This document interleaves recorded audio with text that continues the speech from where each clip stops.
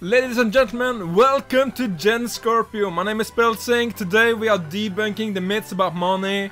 We are making sure that you got everything you need in your business and your life to create an infinite abundance for you and your family.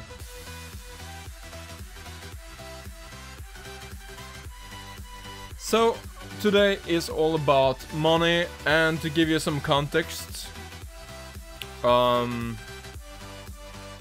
all my life I've been taught that money doesn't grow on trees.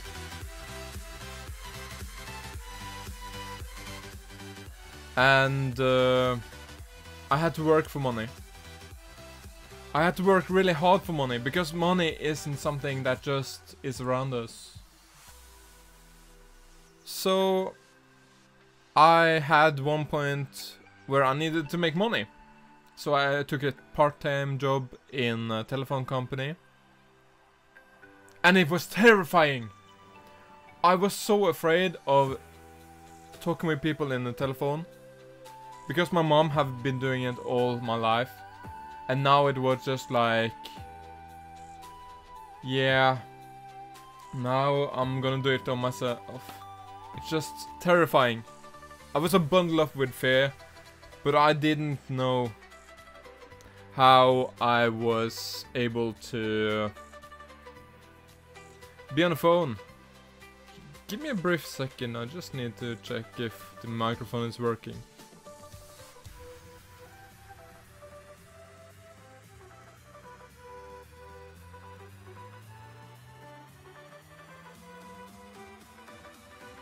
Okay, cool, so the microphone is working, but the music is awfully loud. Okay, let's try that. Okay, so I started in this part-time business, part-time job, 9 to 5. And I loved to talk with people. It was amazing to be able to help people, knowing that I made their day better. I, single me, was actually making somebody have a good day. That was awesome. And it was what was motivating me. Then my bosses said like, oh, now we're gonna focus on sales. You need to learn how to sell. And I was terrified. Absolutely terrified.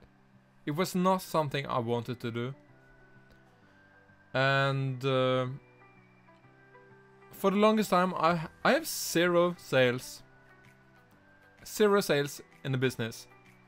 And unlike American business, in Norway, they can't fire you based on your performance. They can only fire you if you cause problems, or if they can't educate you with so yeah, it's really hard to fire an employee in Norway. So I didn't get fired, but I was on a contract to have a trial session for 6 months to see if that is something that was for me.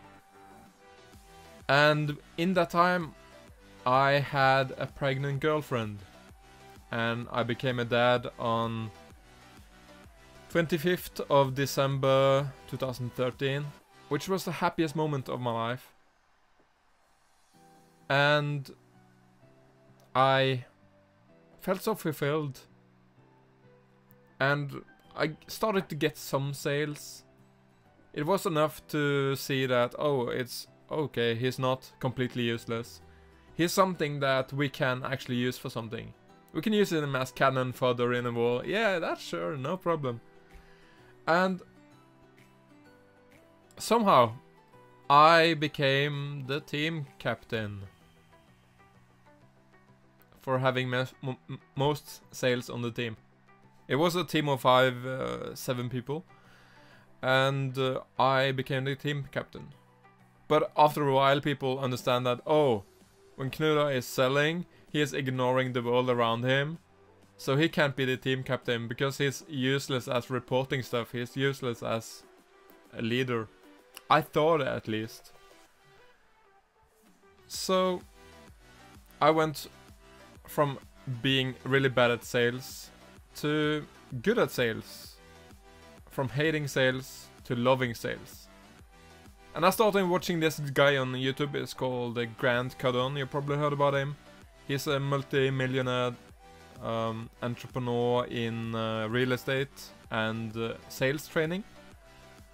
On YouTube and other platforms, he has his own 10x convention every year. And I think just the front seats are worth $15,000 or something. So yeah, he makes a lot of money. And I started using his techniques in my sales calls. And I saw vastly improvement. But what really made me the sales king I am today, I'm just gonna call myself a sales king. That felt good. Yeah, I'm a sales king. So what really made me a sales king was that my girlfriend broke my heart. And my boss said, hey, we know your life sucks at the moment. It will get better. But you should start to exercise. You should start to go hang around with friends. You should start to put more effort into your job. Just focus on your 9-to-5 job. And I became obsessed with sales. You know, when people say that, oh, a Capricorn North Nodes, they don't have work-life balance. And that's kind of true. Because, like, I'm recognizing this as work. This is kind of work, even though I'm not getting paid. I'm getting paid in personal fulfillment, and I'm getting paid in... I'm giving something to the world that will later help me, I think. So I'm kind of getting paid. But even after this live stream, when I'm just talking with people, I'm working. I don't think I ever stop working. Like, even when I'm on...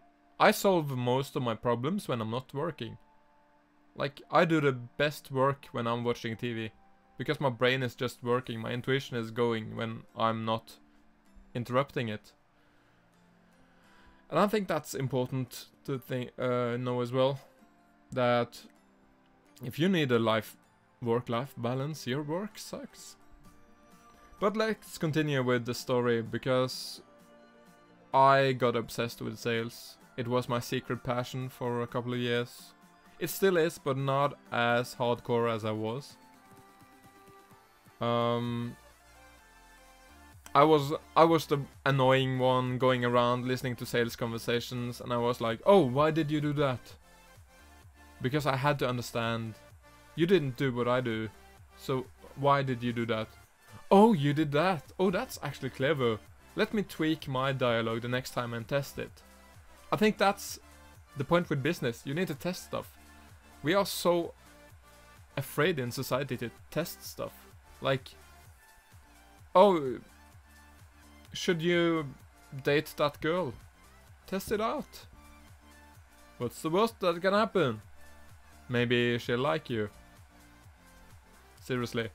Like, and oh, I should leave my 9-to-5 and create a side business. Why don't you test a side business while having your 9-to-5? See what's more pleasurable. What gives you best fulfillment? We need to test stuff. So I started to testing everything. I'm a quick learner. I'm very good at pattern recognition. So all my conversations in telephone had a pattern. And I knew that it's kind of like a flow chart. If the customer say this, go there. But it's genuine at the same time. So I started becoming better at sales. So one day I went to work for delivering a sick leave because I was sick. And I had to give a sick leave to have permission to be away from work. So they told me, hey, you've been nominated for Employee of the Year 2014. It's an anonymous employee, and everybody on our anonymous nomination, and everybody on our department have nominated you. And I'm like, what? I was extremely humbled. But I didn't think more about it. And then came the ceremony, because it was lots of awards that was gonna be giving out. And I saw this guy that had 2,500 sales in a year. And I was at 300 and thought I did good. And I was like, what? How? 2,500? How is that even possible? Then I started calculating it. So okay, it's so many weeks, so many hours, so much vacation. If you have so many conversations, if you have approximately that many sales each day. And then I realized that, oh, if I had... If I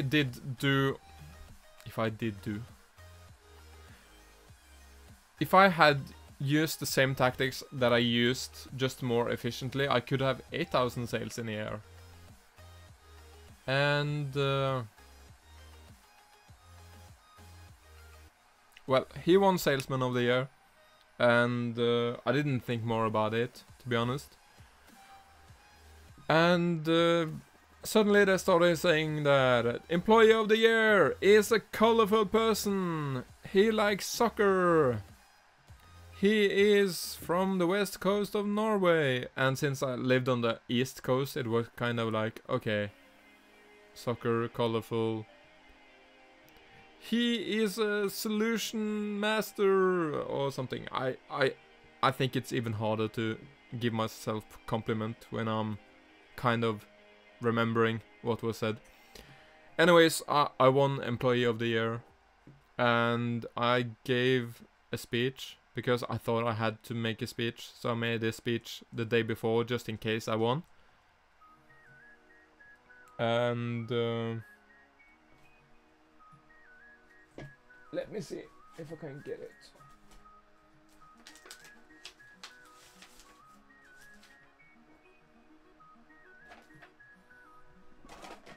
I should probably clean. Come on, come on, come on, come on.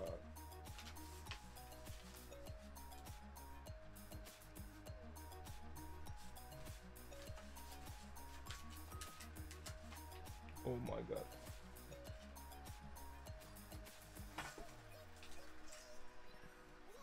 So this is the diploma. Employee of the Year. That's my real name. So yeah, I won. Where do I put this now? That's another question. Let's try to put it back. Cool. So let's continue. And people told me, you should be a motivational speaker. That was inspiring to hear about your speech. And I always been interested in motivation. I used motivation a lot in my sales training. And yeah, I guess that's when I decided that I want to become a motivational speaker. But I didn't think that much of it back then. But as the months progressed, the best salespeople on the department was like having like 200 sales in a month, and like I had 300 sales in a year, and I was like, oh, you guys crazy. And they asked me, Knuda, when are you gonna start competing? We need the challenge in this competition. Because they were going for Salesman of the Year 2015. And I said that, nah, I'm probably not gonna bother. But secretly I was crafting a master plan. I was putting up all the excuses a customer can give to not buy, figure out why they are saying it, how to handle it. I went to all the best salesmen in the company and asked them for advice. I asked a lot of leaders how I should create a strategy to become Salesman of the Year.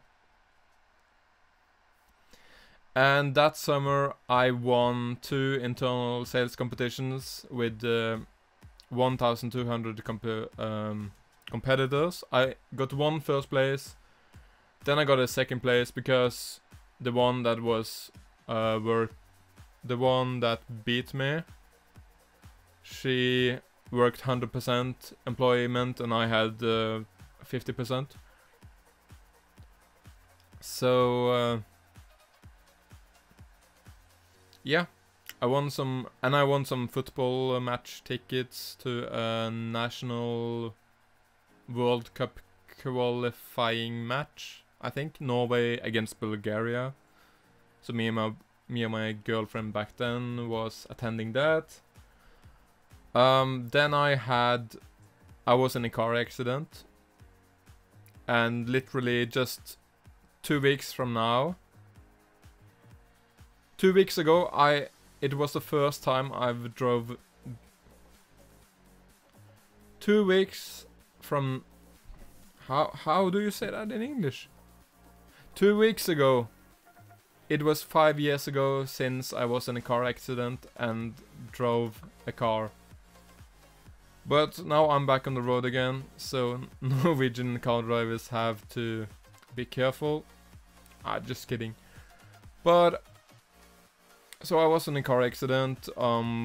We went to the hospital, but nobody died. So,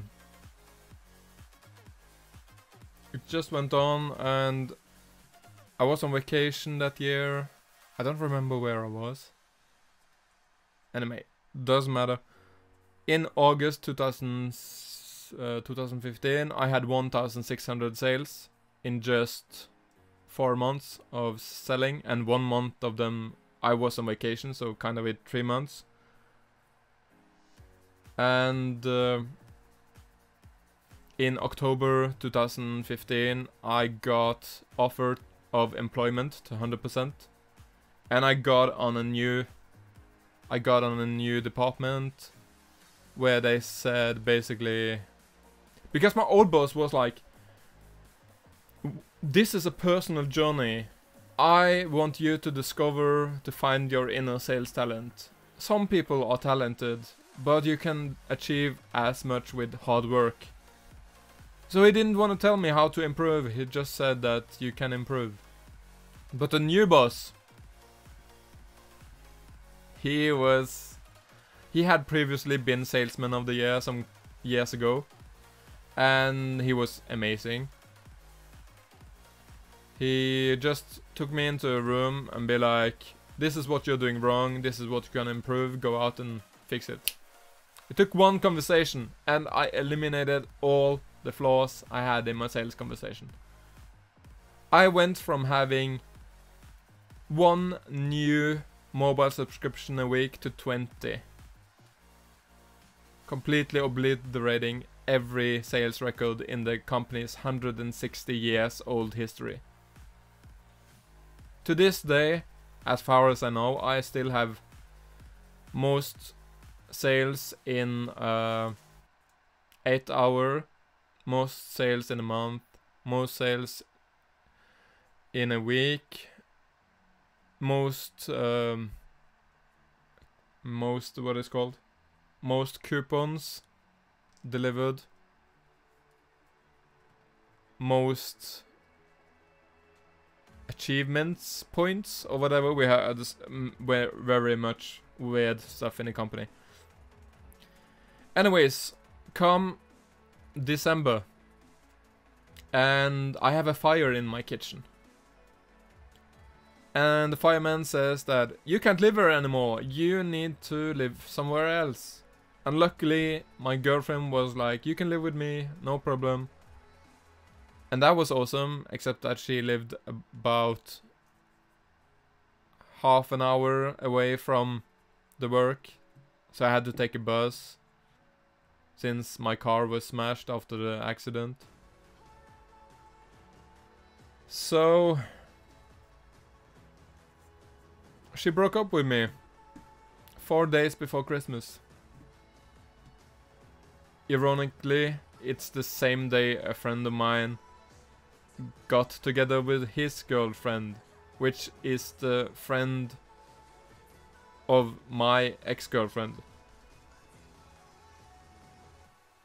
Or is it ironic? Maybe it's destiny. Anyway, she throws me out of her apartment. and I use about 48 hours of non-stop cleaning, and I've cleaned my apartment. I just put on my gas mask and went to work. And then, on the 31st of December 2015, I clock out with 5,311 sales. And the one on second place, he had 4,200, I think.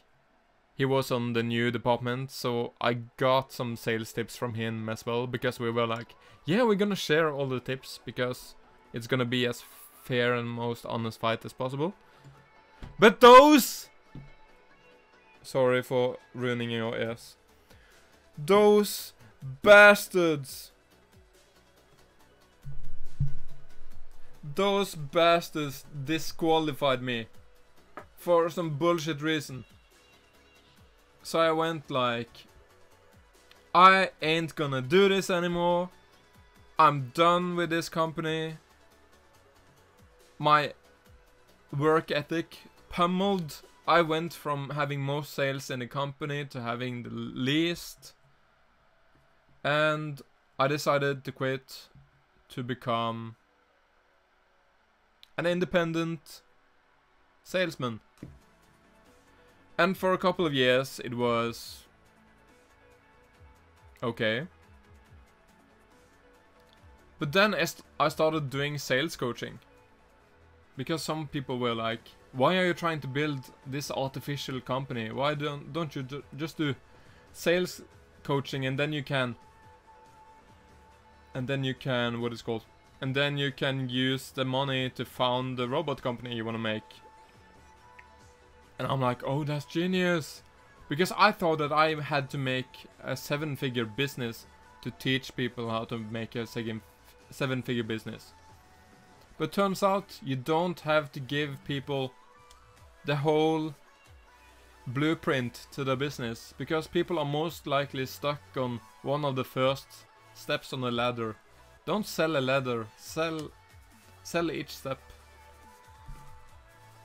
So, having sold over 7,000 sales in my history as a telemarketer, having taken over 35,000 phone calls, I will say that I'm qualified to teach sales. Even though my uncle and my dad was like, don't you need education to be a coach? Like, seriously. I have those results and you say that I can coach people. And come... I think it was in November 2018. And I felt inspired to starting writing a book. Because my biology. But turns out it was my spirit guides that tricked me. Because what I really wanted me to write was a sales book. And that's right, I've written a sales book. And it's 35 pages long, I think. And it's one of the best sales books available. Because it's spiritual. It's basically defying all the bullshit about, oh, healers should do stuff for free. Money is bad energy. You shouldn't focus on materialistic stuff. Fuck that. You need money to change the world. Let's just accept that. Because money is energy and energy is money. So, I'm gonna of course make my book available for free, PDF form on my website, because... Hey, but Knuda, you said just that we shouldn't do stuff for free. Why are you giving us the book for free? Because I believe that if I'm gonna charge you money for my astrology services, at least I should teach you how to make money. Because then you can amplify it with the astrology. And then create a better foundation. And then you'll get even more richer, so you can pay me later. Even more. So, yeah, is it selfish? Probably. Is it world changing? Yes. Has it been done before? Not as I know. It is needed, yes, because most business people in the world depend on luck to get sales. If you ask any big company if they know about their sales funnel, or if they know about their customer journey, they just stare blank at you because they don't know. Like, it's like outsourcing your social media. What are you doing when social media dies? Like, Instagram was down for 1 day or something. Instagram was down for 1 day and people were freaking out. It was like, oh, I'm losing business. And do you remember in February, I think, or March possibly, the airplane accident in some country, I can't remember which. I read something that Norwegian, which is it's a Norwegian flight company, aviation company. They said that every day they had to cancel the the planes with this defect thing. They lost $150,000 a day.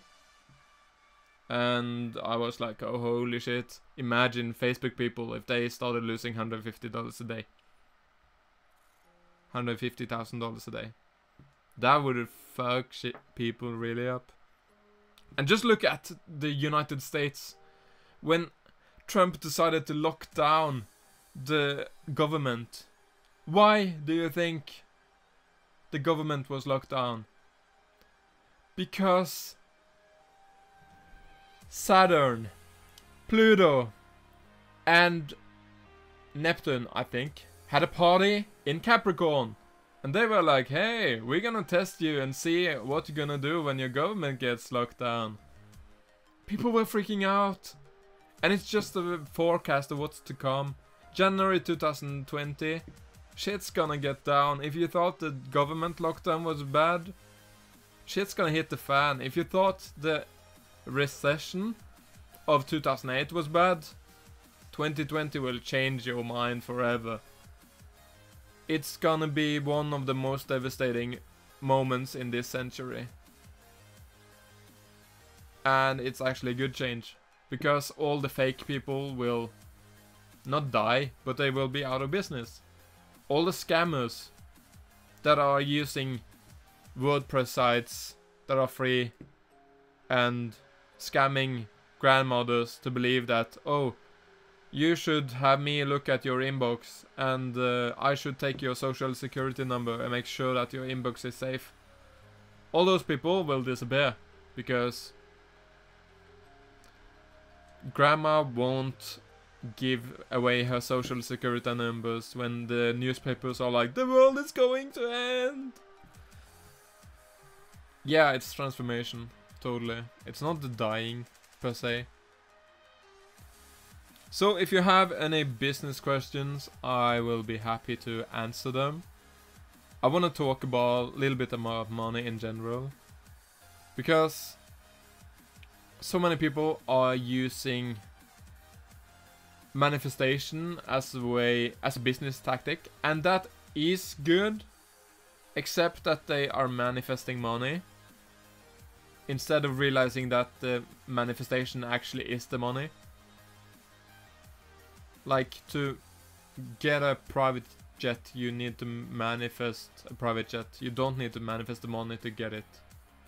Because it's the outcome you should focus on. And the feeling on being in that jet.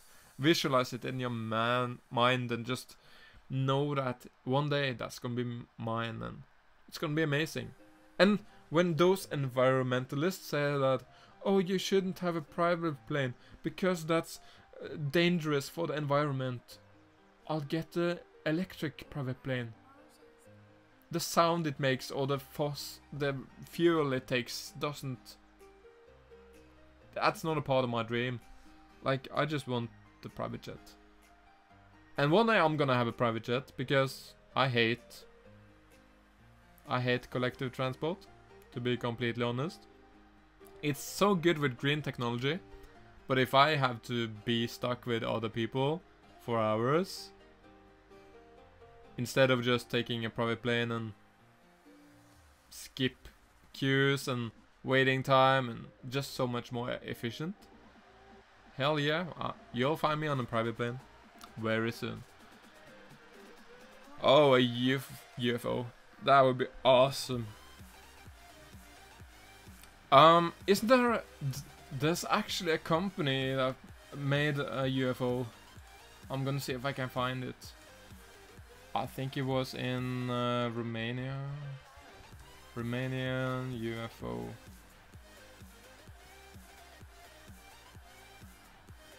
UFO project.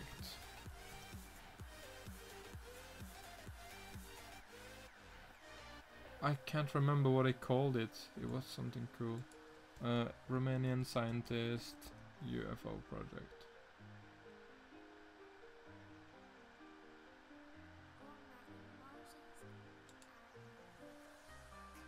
Let's see if I can find it, and I'm gonna show it to you guys.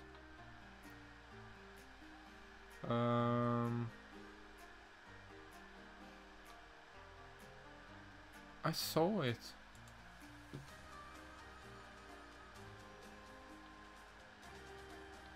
Oh my god, I sent it to a friend of mine, which is who is Romanian. UFO build Romanian.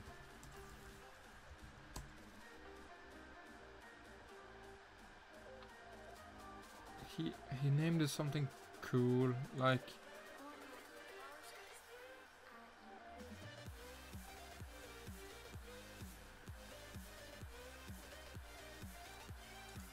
let's see.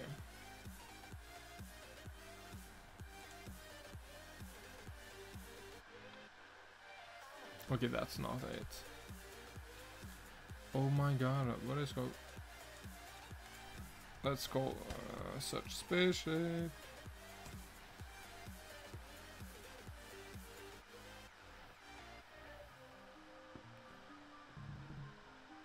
And now my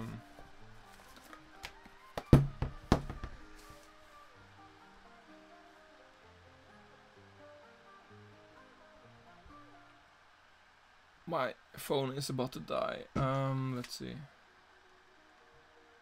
What is it called? Cosmonaut.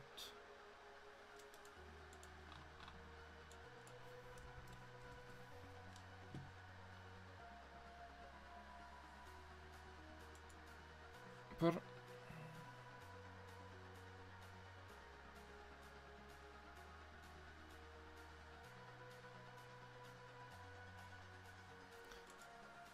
I'm so angry at myself for not finding it. It was on Vimeo. Vimeo UFO Romanian.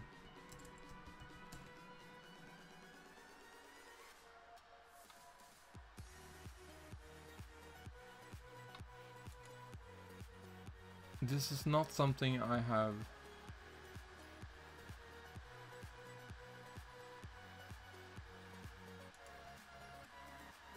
Here, I think. Terrestrial flying saucer technology. A DeFo is the vehicle, and it has you can fly in all terrain, all directions. Let's see.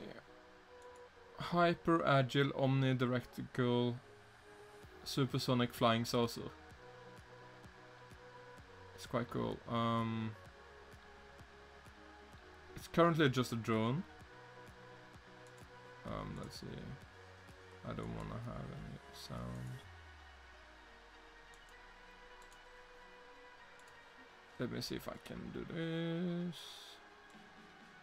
And if I do, because I do it like this, I think you should be able to see. Just give me a quick second to look up my video so I can see your comments.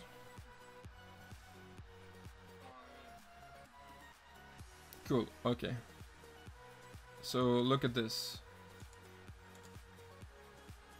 I won't have any sound because it's probably copyright.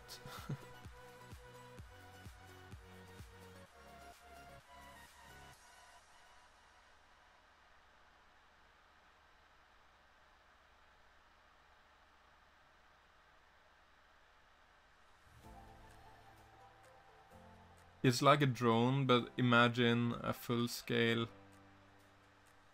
Like, I don't understand why people don't make drones in full scale.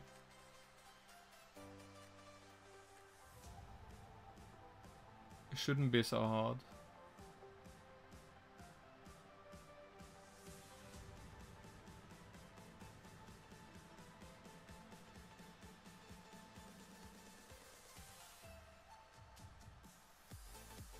Like, it shouldn't be so hard to create a... like an... what should we call it? A vehicle that is flying like that? I can't just...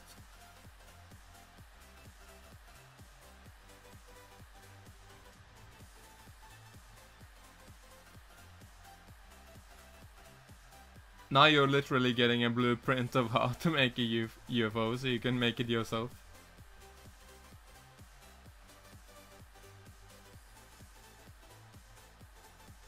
I can link it in the description. I think the video is... it's quite a while.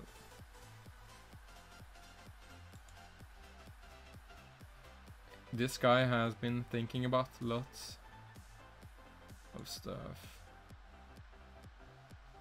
There's no sonic boom, even though it flies more than the speed of light.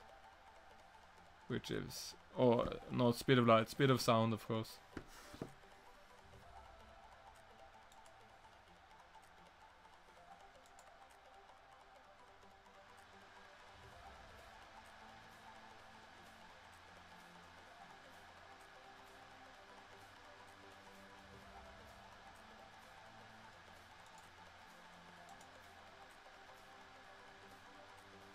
So I think it looks kind of cool.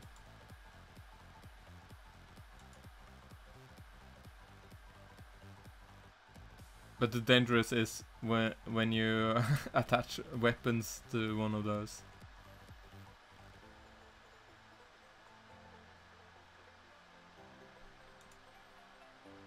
And since we are talking about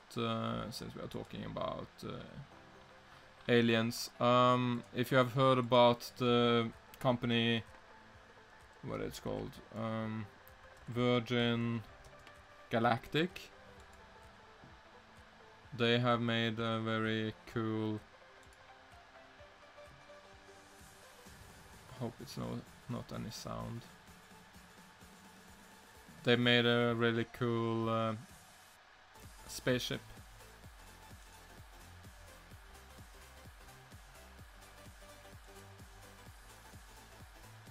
It's the same company that owns Hyperloop. Let's see.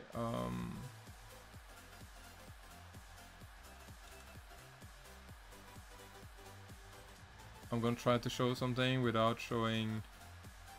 This one is cool, but I'm gonna mute the sound because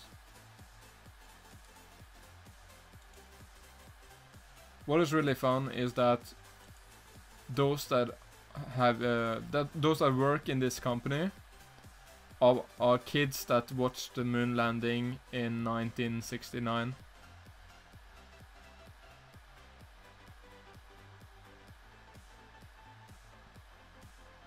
It looks like a normal plane, but it's not.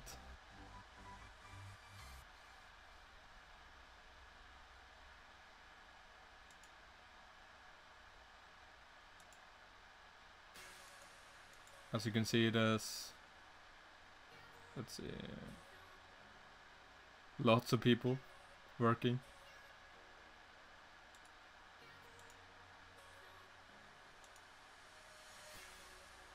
And now you can see how it is supposed to work. It's kind of sick.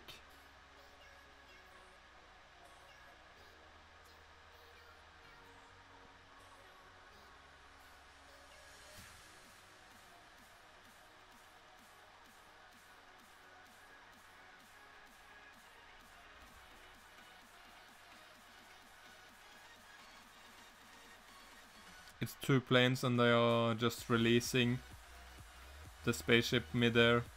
And then it starts with jet engines. Or whatever it's called.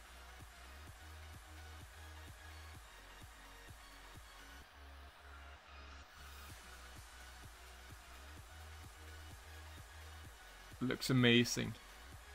And imagine that's the world we are living in. So many people are worried about like the 9-to-5 job, but just look at all the human accomplishments we are seeing in the world. In 2019 we are actually building spaceships. How freaking cool is that?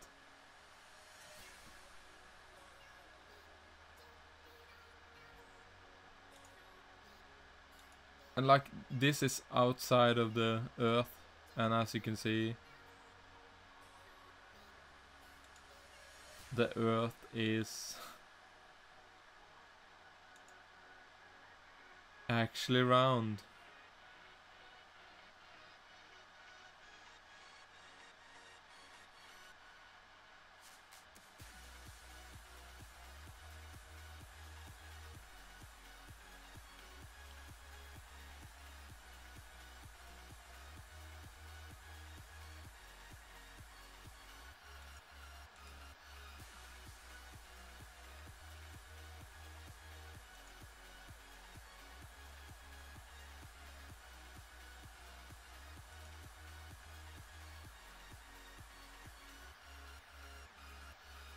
And then it just comes back down. And what have this with money to do? And business? It has from following your dreams, because money is the manifestation. A spaceship could be the outcome of the manifestation. Like, it looks like a normal plane, sort of, but it's a spaceship. And it's just amazing.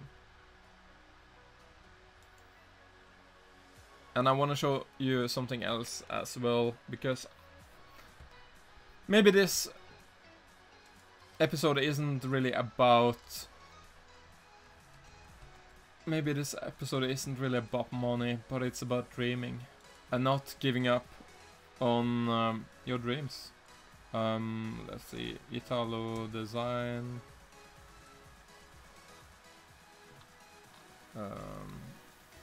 Airbus. This is a concept art of what Airbus and Volvo, I believe, are working on. Enjoy.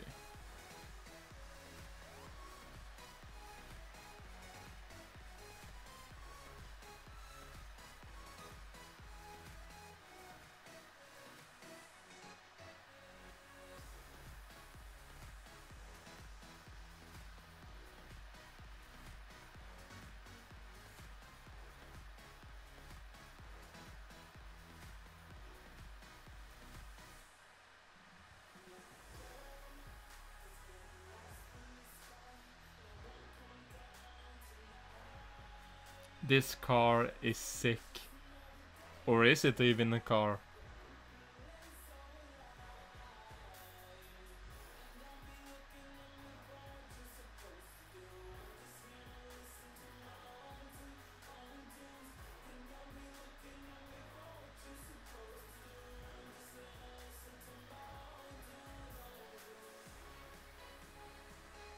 This is the future of taxi.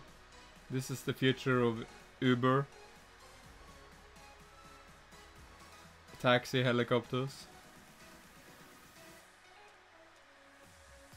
Like, when we are so busy with worrying about dumb shit like politics and...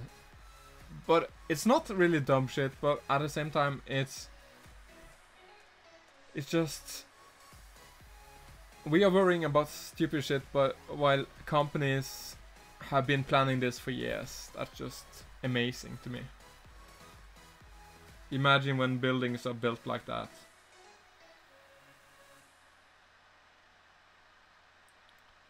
My grandparents told me that we would never have flying cars, because where would they park?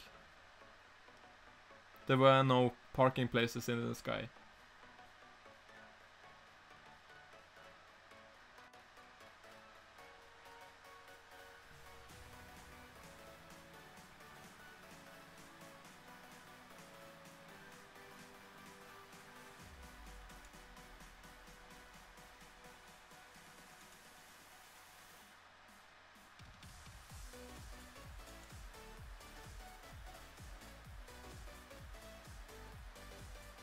It's just amazing to watch what people are doing.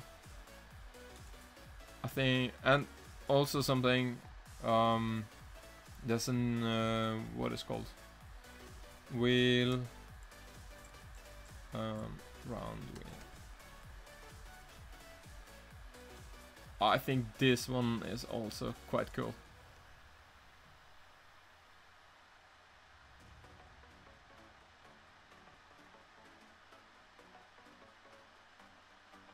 This is how wheels might look in the future.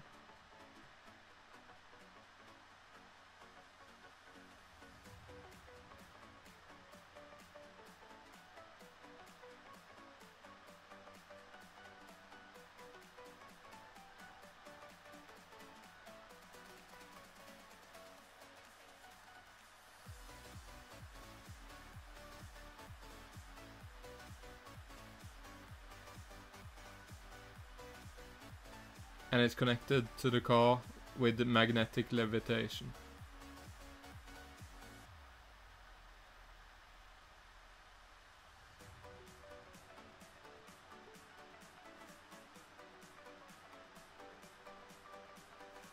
Like, it looks so into the future, but like we live in the future. People need to stop about talking about, oh, in the future. When is the future? The future is now. You can do anything you want right now, because everything is inside of you. What is really cool with these wheels are that you can go sideways.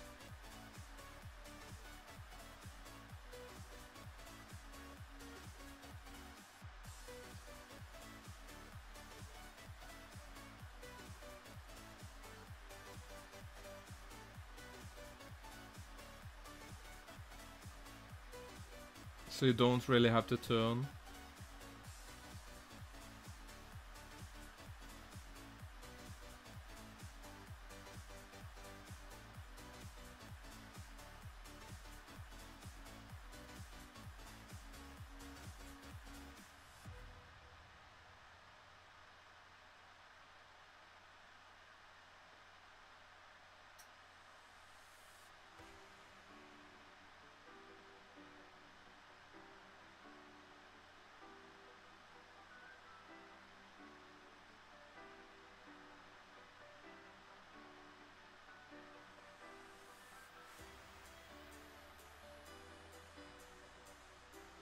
And all the cars sends out big data the company can collect and create a better user experience.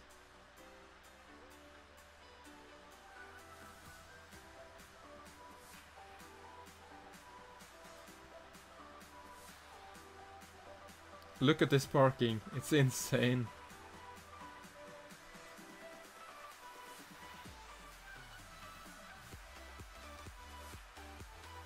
It would solve so much.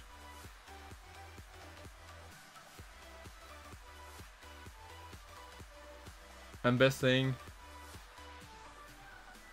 they have made the wheel already.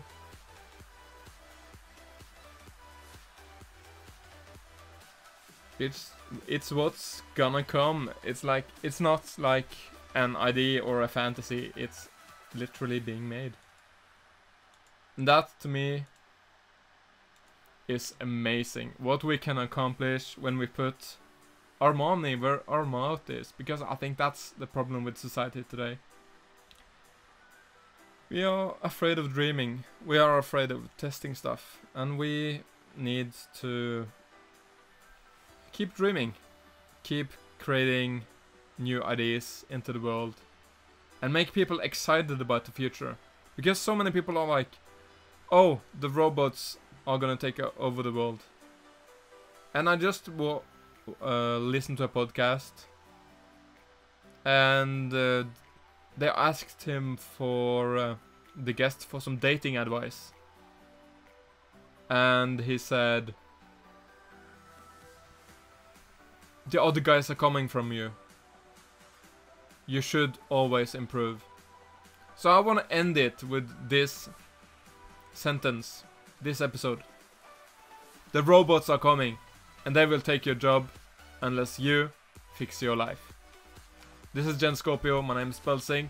Have an awesome day, go out, change the world, dream big, and create a better, brighter future for everyone. Bye.